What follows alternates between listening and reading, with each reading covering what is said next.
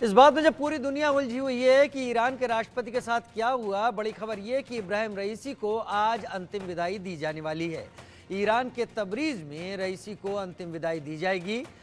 शुक्रवार को सुपुर्द खाक होंगे इब्राहिम रईसी। उपराष्ट्रपति मोहम्मद मुकबर अंतरिम राष्ट्रपति बन गए हैं। मोहम्मद मुकबर 50 दिन तक ईरान के राष्ट्रपति बने रहेंगे। बड़ी खबर। तो बड़ी खबर इस वक्त की, इब्राहिम रईसी को आज अंतिम विदाई दी जाएगी। ईरान के तबरीज में रईसी को अंतिम विदाई दी जाएगी। शुक्रवार को सुपुर्द खाक होंगे इब्राहिम रईसी। उपराष्ट्रपति मोहम्मद मुकबर को अंतरिम राष्ट्रपति बनाया गया है। मोहम्मद मुकबर 50 दिन तक ईरान के राष्ट्रपति बने रहेंगे। इस बीच नए राष्ट्रपति के लिए सलाह मशवरा होगा। ईरान के धार्मिक गुरु सुप्रीम नेता खमेनेई की मंजूरी के बाद चीजें होंगी। Group captain V N. Jha defence expert के तौर पर हमारे साथ जुड़ गए हैं। अश्विनी सिवाज जी डिफेंस एक्सपर्ट के तौर पर मेरे साथ इस वक्त जुड़ गए हैं। सबसे पहले अश्विनी सिवाज जी, मैं आपका रुख करता हूं। यहाँ पर ईरान में जो भी अभी घटनाक्रम है, उनके राष्ट्रपति का हेलीकॉप्टर दुर्घटना में निधन हो गया, उसके बाद अब नए राष्ट्रपति बनाने की प्रक्रिया होगी। लेकिन इससे भी बड़ा उलझाव इस बात का है कि आखिर इब्राहिम रईसी के साथ हुआ क्या और उसको लेकर जांच के हालात हैं। फिलहाल आपसे कल जो क्रैश हुआ है उसके बाद जो हालात हुए हैं उस पर कुछ लोग उंगली इजराइल की तरफ उठा रहे हैं, कुछ लोग इसमें अमेरिका का हाथ बता रहे हैं, लेकिन पूरा इलाका एक तनाव में जरूर जी रहा है इस वक्त। सिवाज साहब। हाँ बिल्कुल, इसमें कोई शक नहीं। देखो, जिस प्रकार से हादसा हुआ है, 4 वजह हो सकती हैं, इसमें कोई शक नहीं कि पहली वजह तो यही है कि मौसम खराब होने से विजिबिलिटी कम थी। दूसरा है कि कहीं ना कहीं टेक्निकल या मैकेनिकल फेलियर, क्योंकि ये जो बेल हेलीकॉप्टर थे ये बहुत पुराने थे। हाँ, ये बहुत पुराने थे और इनके स्पेयर पार्ट नहीं आते। अमेरिकन हैं ये, 79 से पहले ईरान में आए थे, जबकि यहाँ पर रेवोल्यूशन हुआ था उससे पहले। तीसरी बात यह है कि कहीं ना कहीं पायलट एरर भी हो सकती है। और चौथी जो सबसे इंपॉर्टेंट चीज जिसकी तरफ उंगलियां उठाई जा रही हैं कि ये कहीं ना कहीं सबोटाज है। और ऐसा लगता है कि ये सबोटाज वाली थ्योरी है वो ज्यादा अब पनपने लगी है। उसकी वजह है क्योंकि एक जहाज नहीं था, 3 हेलीकॉप्टर थे। 2 हेलीकॉप्टर वापस अपने डेस्टिनेशन पर आराम से पहुंच जाते हैं और प्रेसिडेंट का जो हेलीकॉप्टर है वो एक प्रकार एक्सीडेंट में आ जाता है, जबकि वो जो दोनों हेलीकॉप्टर थे वो प्रेसिडेंट की ही प्रोटेक्शन के लिए थे। तो वहाँ क्वेश्चन मार्क उठता है कि कहीं ये सबोटाज तो नहीं है। अगर ये सबोटाज तो उंगली उठेगी इजराइल की मोसाद की तरफ और कहीं ना कहीं अमेरिका ऊपर, क्योंकि जो अजरबैजान का इलाका है, क्योंकि अजरबैजान और इजराइल के रिलेशन बहुत अच्छे रहे हैं। अजरबैजान और आर्मेनिया की लड़ाई में इजराइल ने अजरबैजान का साथ दिया था, जिससे उसकी विजय हुई थी। तो हो सकता है कि ये जो इलाका है मोसाद की पकड़ है यहाँ पर, और ऐसा लगता है कि सबोटाज भी चांसेस हैं।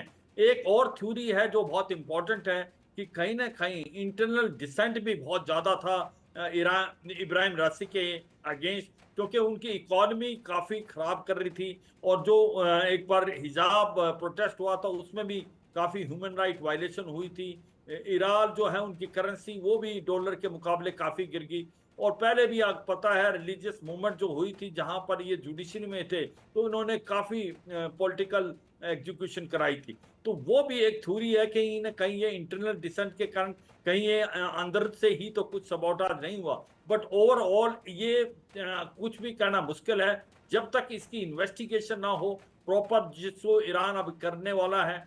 ऐसा लगता है अगर ये सबोटाज है और इसमें मोसाद का और अमेरिका का हाथ मिलता है, तो फिर ये सिचुएशन जो है काफी नाजुक हो जाएगी। जो मिडिल ईस्ट के अंदर अभी भी 2 पलड़े बट गए हैं। कुछ जो मुस्लिम वर्ल्ड है वो इजराइल की तरफ खड़ा है और कुछ ईरान की तरफ है, जैसे सीरिया है, इराक है, यमन है और जॉर्डन है। तो ये एक खतरे की घंटी है कि कहीं ना कहीं ये जो लड़ाई चल रही है इजराइल हमास, ये आउट ऑफ कंट्रोल ना हो जाए, ये वर्ल्ड वार का रूप ना ले लें, क्योंकि चीन और रूस भी ईरान के साथ खड़े हुए नजर आ रहे हैं और ऐसे में बहुत गंभीर जी। सिचुएशन होती जा रही है। इंटरनली मैं एक चीज बोलूंगा, इंटरनली कोई ज्यादा फर्क नहीं पड़ेगा, क्योंकि अयातुल्लाह अल खमानी वो सुप्रीम लीडर हैं, उनके कहने ही से ये सब चलता है। प्रेसिडेंट के पास इतनी पावर नहीं होती, प्रेसिडेंट इंटरफेस होते हैं लोगों के बीच में और सुप्रीम लीडर में। ठीक है, मैं तो जो वीएन झा नए साहब का रुख करूंगा। वीएन झा साहब मेरे साथ इस वक्त जुड़े हुए हैं।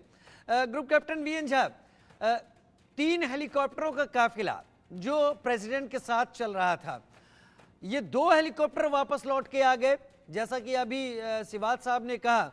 जाहिर सी बात है इन्होंने ये 2 हेलीकॉप्टर अगर प्रेसिडेंट के साथ चल रहे थे तो क्या केवल ये देखने के लिए थे कि उनका हेलीकॉप्टर क्रैश हो जाए और आगे जाके इन्फॉर्म करने के लिए थे? क्योंकि इनमें भी वो लोग होते हैं जो ऐसी किसी इमरजेंसी में मदद के लिए तैयार रहते हैं। तो पहली बात तो ये, और दूसरा ये कि क्या किसी प्रेसिडेंट के हेलीकॉप्टर या उनके काफिले को किसी भी उड़ान से पहले क्या इतना चेक नहीं किया जाता कि वो किस कंडीशन में है? क्या उससे पहले ये नहीं देखा जाता कि हेलीकॉप्टर ऐसे मौसम में उड़ान भर रहा है जो मौसम अभी हेलीकॉप्टर की सॉर्टी के लिए, फ्लाइट के लिए ठीक नहीं है? राजीव जी, देखिए जिस तरह से हादसा हुआ है इसमें पॉसिबिलिटी तो सारे हैं। देखिए मुझे अगर अभी एक ठीक हो जाए तो क्या आप ये समझेंगे कि जो जो वुहान लैब है चाइना का, वहीं से कोई नया वायरस आया है? नहीं। सबसे पहले सोचेंगे कि किसी चीज की जो जो स्मेल लगी है उससे ठीक हुई, इरिटेशन हुई है। तो first thing first, commonest being the first, वो चीज सोचिए। जहां तक हेलीकॉप्टर का फ्लाइंग है, मैंने कई हेलीकॉप्टर एक्सीडेंट इन्वेस्टिगेशन किए हैं, तो मुझे पता है कि किस चीज को पहले हम लोग देखते हैं। देखिए आज के दिन में वास्तविकता ये है कि एयरक्राफ्ट एक्सीडेंट में लगभग 2/3 या 3/4 एक्सीडेंट जो होते हैं वो ह्यूमन एरर के चलते होते हैं। तो ह्यूमन एरर जो है फर्स्ट एंड फॉरमोस्ट होता है। लेकिन जब भी कोई फेटल एयरक्राफ्ट एक्सीडेंट होता है उसमें एक टेक्निकल टर्म है जिसको बोलते हैं मोजाइक पिक्चर। मतलब सिर्फ एक कारण नहीं होते हैं, बहुत सारे कारण हो सकते हैं। तो एक मोजाइक पिक्चर को हम लोग साथ में लेके चलते हैं, इन्वेस्टिगेशन शुरू करते हैं। तो क्या हुआ था वो तो इन्वेस्टिगेशन बताएगा, लेकिन फर्स्ट कम फर्स्ट के जब हेलीकॉप्टर चली थी वो डैम का जो जहाँ पे अजरबैजान के जो नेता थे उनके साथ में इनॉग्रेशन हुआ था, उसके बाद हेलीकॉप्टर जब वापस आ रही थी। मैं आपको रोकता हूं, जरा आपके पास ही लौटूंगा, इस बड़ी खबर को बता दूं फिर आपके पास लौटूंगा। ईरान के पूर्व विदेश मंत्री जरीफ का आरोप सामने आ गया है, हेलीकॉप्टर क्रैश के पीछे अमेरिका का हाथ है। जरीफ ने कहा यूएस ने करवाई है रईसी की हत्या। जावेद जरीफ का बयान, यूएस के प्रतिबंधों की वजह से ये क्रैश हुआ, प्रतिबंधों की वजह से कल पुर्जे नहीं मिले इस हेलीकॉप्टर के लिए, लिहाजा इस हेलीकॉप्टर को इसी दायरे में, इसी सीमाओं के बीच में रहकर मेंटेन करना पड़ा और क्योंकि ज़रूरी फ्लाइट थी उस पर ले जाना पड़ा और उसके चलते रईसी की मौत हुई है। ये अमेरिका के ऊपर दोष मढ़ा है। वीएन झा साहब,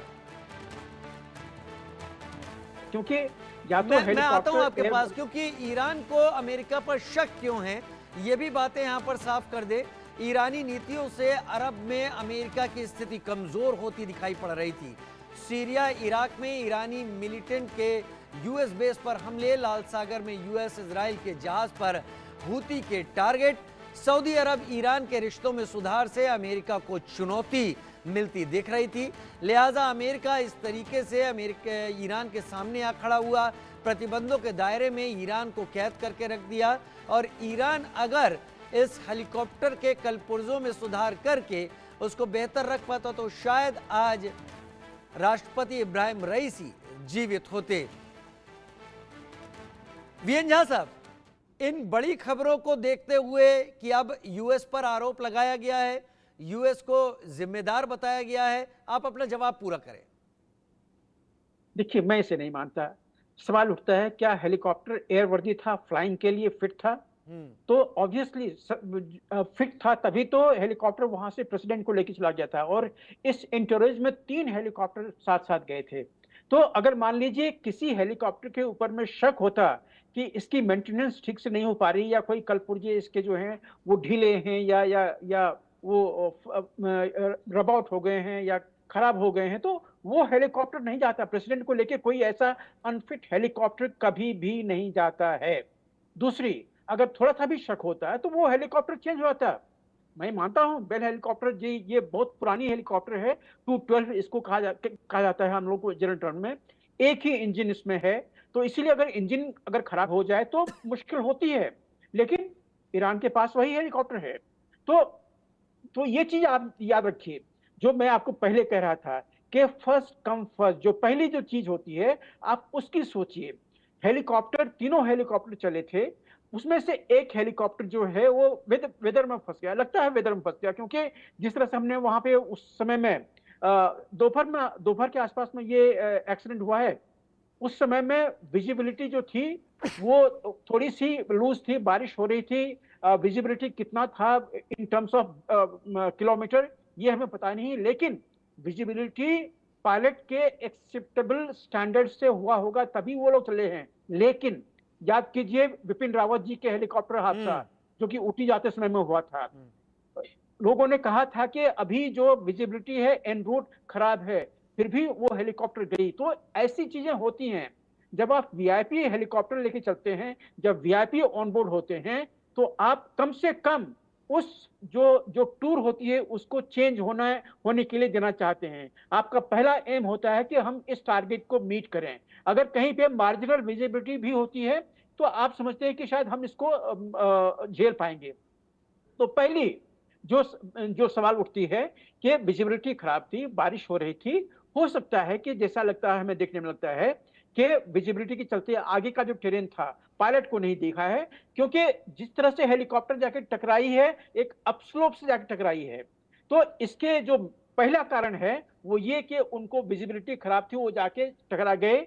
दूसरा कारण ये हो सकता है कि जो इंजन का पावर है वो पावर धीरे धीरे कम हुआ है और वो इंजन को पुल अप नहीं कर पाए हैं। और लास्ट, जो शिवाजी जी ने भी एक अभी हिंट दिया था कि अगर कोई डेलिबरेटली अपने एयरक्राफ्ट को क्रैश करना चाहे, मैं पायलट की बात कर रहा हूं, क्योंकि रईसी काफी अनफेमिलियर थे बहुत सारे लोगों के बीच में, चाहे वो हिजाब वाली घटना हुई है चाहे और कोई घटना हुई हो, तो वो काफी अनफेमिलियर थे। क्या उसके जो पायलट थे वो क्या जानबूझ के एयरक्राफ्ट को क्रैश की है, हम नहीं जानते हैं। ये सारी चीजें जब इन्वेस्टिगेशन होगी उसमें निकलेगी। लेकिन सरसरी तौर पे ये कि अमेरिका के ऊपर में मर देना कि उन्होंने वो जो पार्ट्स थे पुर्जे थे वहां से नहीं आए थे, तो भाई उस हेलीकॉप्टर को फ्लाई नहीं करो। अगर वो हेलीकॉप्टर एयर वर्दी नहीं है तो you should never fly it. मतलब हम लोगों के लिए एक थंब रूल होता है कि हेलीकॉप्टर अगर मैकेनिकल कारण से अगर फ्लाई वर्दी नहीं है तो उसको फ्लाई नहीं करो। क्यों आत्मघात कोई करना चाहेगा क्या? तो पहली चीज ये है। दूसरी, आज के दिन में जो विश्व में चल रहा है, झूठ अफवाहों का बाजार बहुत ज्यादा गर्म है। यहाँ हमें भारत में ही सुनने को मिल रहा है कि अगर इसको वोट दे दोगे तो पिछले आगे में कभी चुनाव ही नहीं होगा। ऐसे ऐसे झूठ फैलाने वाले लोग हैं, सिर्फ भारत में नहीं बाकी भी हैं। तो इस तरह के झूठ जो हैं वो ईरान में भी चलती हैं कि यूएस ने ऐसा करवा दिया होगा। हमने तो ये भी सुना है कि जो मेट रिपोर्ट थी, मेटेरोलॉजिकल रिपोर्ट थी, वही गलत दिया गया था। नहीं, ये जो आपने बात बोली ना, ये भी बहुत ज्यादा चल रही है, लिहाजा ये भी खबर हम रख देते हैं अपने दर्शकों के सामने। इब्राहिम रईसी की मौत पर यह भी चौंकाने वाला